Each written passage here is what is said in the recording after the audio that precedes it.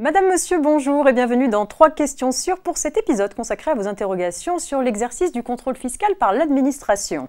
La rédaction a sélectionné 3 questions parmi celles que vous nous avez posées et pour y répondre, j'ai le plaisir d'être accompagnée aujourd'hui de notre experte Marie-Christine Martini, directrice de la rédaction fiscale. Bonjour Marie-Christine. Bonjour Marianne. Alors Marie-Christine, on démarre avec la première question, question de Jean, dirigeant d'une SAS, qui nous demande si le fait d'opter pour le nouvel examen de conformité fiscale met son entreprise à l'abri d'un contrôle fiscal, Marie-Christine. Bien, avant de répondre à la question de Jean, je vais déjà rappeler ce qu'est un examen de conformité fiscale qui a été institué par un décret du 13 janvier 2021 et un arrêté du même jour que nous avons commenté récemment dans notre publication que Jean a certainement lu.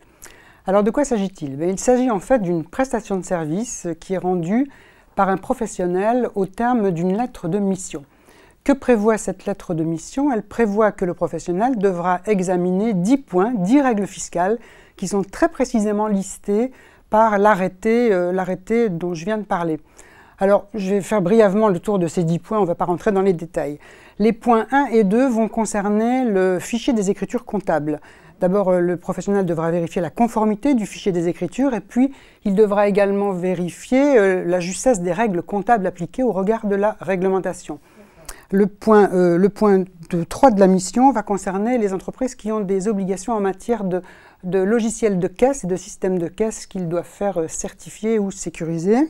Le point 4 va concerner des règles relatives à l'archivage. Le point 5 va porter sur les régimes d'imposition de l'entreprise en fonction de son chiffre d'affaires et de son activité.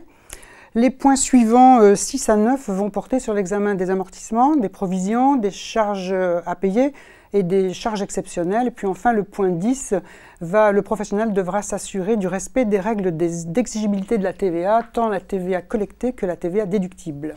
Et une fois que le professionnel aura examiné tous ces points, que se passera-t-il? Eh bien, à l'issue de son examen, le professionnel devra faire un compte-rendu de mission qui sera adressé à l'administration fiscale dans un certain délai, les 6 mois de la clôture ou le 31 octobre pour les entreprises qui clôturent à l'année civile. Bien, alors maintenant, il est peut-être temps de répondre à la question de Jean. On vous écoute. S'il a opté pour l'examen de conformité fiscale, je rappelle que cette option, il doit l'exercer dans le délai de souscription de la déclaration de résultats. Eh bien, est-ce qu'il est à l'abri d'un contrôle fiscal? Ben non, évidemment. Mais enfin, je vais quand même un peu nuancer mon propos. C'est vrai que s'il a opté pour l'examen de conformité fiscale, l'administration pourra toujours pratiquer une vérification de comptabilité ou un examen de sa comptabilité. Mais l'administration, elle prévoit des plannings de contrôle fiscal et elle sélectionne des dossiers de contrôle fiscal. Et bien évidemment, elle va peut-être de préférence sélectionner des dossiers pour lesquels il n'y a pas eu d'examen de conformité plutôt que les autres. Donc, je réponds indirectement à la question de Jean. Autre avantage de l'examen de conformité fiscale, si par hasard, à l'issue d'un contrôle fiscal ultérieur, l'administration venait malgré tout à effectuer un redressement fiscal sur l'exercice concerné, qui a été examiné par le certificateur fiscal, eh bien en fait, et pour lequel l'administration ne serait pas d'accord, en fait, eh bien la société de Jean n'encourrait aucune pénalité fiscale, ni intérêt de retard, ni pénalité. Et puis dernier point à préciser, si le redressement porte sur un des points qui a été validé par le certificateur fiscal, eh bien il semblerait que l'entreprise puisse obtenir le remboursement des honoraires qui ont été versés à ce certificateur. D'accord. Et alors, à quel professionnel Jean peut-il s'adresser? Alors moi, je dirais que ça dépend un peu de la taille de l'entreprise. Il est clair que pour les petites et les moyennes entreprises, l'expert comptable est sans doute le professionnel le mieux placé pour exercer pour mener cet examen, qui connaît bien le dossier de l'entreprise. Et en fait, la plupart des questions qui sont dans le CF figurent déjà dans son dossier de travail. Donc en fait, bien, le professionnel, il n'aura plus qu'à coller avec le cahier des charges pour se conformer aux 10 points qu'il doit examiner. Et puis il aura également derrière à faire un travail de formalisation et il devra adresser les documents à l'administration fiscale. Et pour lui, c'est quand même vraiment un vrai travail. D'accord, merci Marie-Christine. On s'intéresse maintenant à la situation d'Amélie, avocate. Elle nous explique que dans le cadre d'un contrôle fiscal, le vérificateur souhaite réaliser des traitements sur les données de la comptabilité informatisée de l'entreprise et qui propose plusieurs options. Amélie, qui assiste l'entreprise au cours de ce contrôle, nous demande laquelle il faut mieux choisir. Alors, le vérificateur de l'entreprise va proposer à Amélie 3 options. la première option, je vais les appeler A, B, C, c'est plus facile, et en fait, dans la pratique, on les appelle comme ça. Donc, l'option A, le vérificateur va faire ses traitements sur le matériel de l'entreprise. L'option B, c'est l'entreprise qui va effectuer les traitements sur son propre matériel à la demande du vérificateur. Et puis l'option C, c'est l'entreprise qui va donner les fichiers au vérificateur et lui va aller faire les traitements dans son bureau. Alors qu'est-ce qu'il faut mieux choisir entre les trois options? Alors l'option A, l'administration vient d'apporter des précisions qui sont quand même assez intéressantes.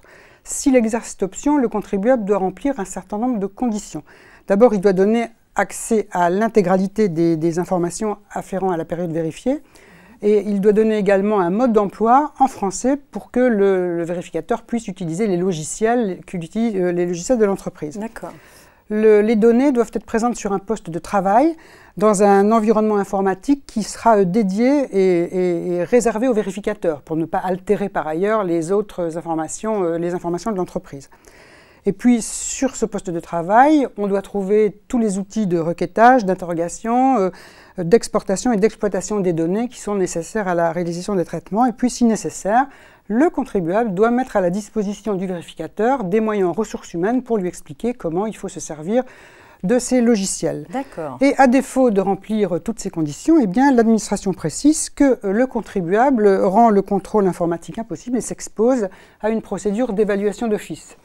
Donc, autant dire que cette option A n'est pas vraiment très attirante, sauf si vous voulez voir le vérificateur s'incruster durablement dans les locaux de l'entreprise. Oui, effectivement, c'est invasif. L'option B n'est pas non plus très intéressante, parce qu'en fait, au bout du compte, c'est l'entreprise qui va devoir effectuer le traitement à la place du vérificateur. Donc, en plus, elle devra s'engager à lui remettre les copies des fichiers. Donc, en fait, globalement, on recommande aux entreprises d'utiliser l'option C. Voilà. L'option C, c'est quoi? Alors l'option C, en fait, elle remet les fichiers au vérificateur. Et attention, les fichiers doivent être remis dans un délai de 15 jours. D'accord, ok. Et est-ce que l'entreprise a le droit de changer d'avis au cours du contrôle? Oui, elle a le droit de changer d'avis au cours du contrôle. D'ailleurs, une récente affaire qui est montée jusqu'au Conseil d'État a illustré ce fait. C'est une entreprise qui avait opté pour l'option B, c'est-à-dire qu'en fait, elle s'était engagée à effectuer les traitements sur son propre matériel, puis au final, elle n'avait pas pu les faire. Je ne sais plus pour quelle raison, elle n'avait pas réussi à les faire. Et l'administration, eh bien, en fait, a considéré qu'elle s'était opposée au contrôle fiscal. Donc cette procédure d'opposition au contrôle fiscal, elle se traduit par de très lourdes pénalités. L'affaire est montée jusqu'au Conseil d'État et le Conseil d'État a annulé l'arrêt de la Cour administrative d'appel et a précisé que la Cour aurait dû vérifier que l'entreprise avait été dans la possibilité de choisir une des deux autres options qui lui sont offertes. D'accord, merci Marie-Christine pour ces précisions. Troisième et dernière question posée par Alexis. Alors Alexis a fondé une jeune entreprise de e-commerce, seuls les paiements par carte bancaire sont acceptés et il nous demande s'il doit faire certifier son système informatique. Alors, un assujetti à la TVA est dispensé de cette obligation de faire certifier son système informatique lorsqu'il a recours pour tous ses paiements reçus en contrepartie des ventes et prestations à l'intermédiation directe d'un établissement de crédit auprès duquel l'administration peut exercer son droit de communication. Ça marche également si l'entreprise a recours à un intermédiaire étranger, à condition qu'il y ait un accord d'échange d'informations entre les administrations de la France et du pays concerné. Ce qui est important dans cette tolérance administrative, c'est qu'elle ne s'applique que si tous les paiements passent par cet établissement de crédit, je vais y arriver, intermédiaire. Voilà. Donc Alexis, lui, il est dispensé de faire certifier s'il est dans les clous de la tolérance administrative. En revanche, s'il accepte les paiements par caisse, ou les paiements par un autre moyen, ou les paiements en espèces, eh bien, en fait, il devra effectivement faire certifier son logiciel de caisse. Voilà. Très bien. Merci Marie-Christine pour toutes ces précisions. C'est la fin de ce 3 questions sûres. Je vous invite à guetter votre newsletter pour découvrir la nouvelle thématique et évidemment, n'hésitez pas à poser toutes vos questions à nos experts. À très bientôt.